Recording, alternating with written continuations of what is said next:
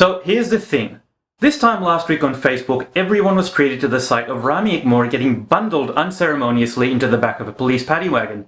After watching this video, I had two questions. The first, how is anyone supposed to eat chips and sauce while having a mask on their face? The second being, very rightly posed by Rami. Who's going to pay us for all this labour? Who's going to pay us for all this nonsense? Thankfully, after watching this video, maybe, the New South Wales and federal governments of Australia banded together to release a new set of COVID-19 support packages for businesses. This video aims to show you what these packages are, how you can access them, how much they're worth to you, and what you need to do right now to make sure you're eligible the moment they come out on the 19th of July. The first package that's available is a 40% subsidy for wages. This is known as the Small Business Support Grant.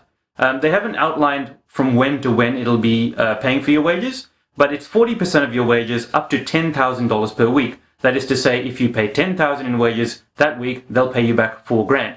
The minimum they'll pay out is $1,500, and unlike the JobKeeper, this is available to sole traders. Originally in JobKeeper, there was a problem where sole traders weren't eligible for these payments.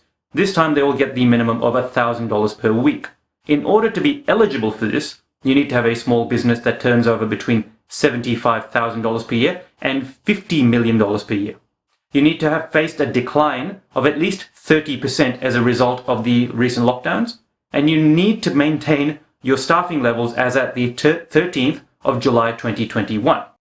The second level of grant is the COVID Business Support Grant. This is a one-off payment, and it's based entirely upon your decline in revenue. So if you faced a decline of 30%, they'll pay you $7,500. If you faced a decline of 50%, they'll pay you $10,500. And if you faced a decline of 70%, you'll get $15,000. The important thing to note in both these cases is applications aren't open yet. They open on the 19th of July, and you need to apply via Service New South Wales. So while I'm here, I thought I'd outline some tips. These applications aren't going to be like your JobKeeper or the Cash Flow Boost. Those were initiated by the ATO. They were looked after by the ATO. Your tax agent could do that on your behalf. This one is done via Service New South Wales. Naturally, this is the first time they're taking on something this big, so expect delays. You may have some problems getting through to this. This is just my anticipation, so be very patient. The other thing I would really recommend is you talk to your accountant. They're obviously going to be asking you what your decline in revenue was. It's a good thing if you have this on hand when you are applying. And lastly, if you don't already have a Service New South Wales account, in the next 4 days between now and then, I'd recommend you go and get one. Register your interest. They have a form on the site, and make sure you have your figures ready for when you do apply in 4 days.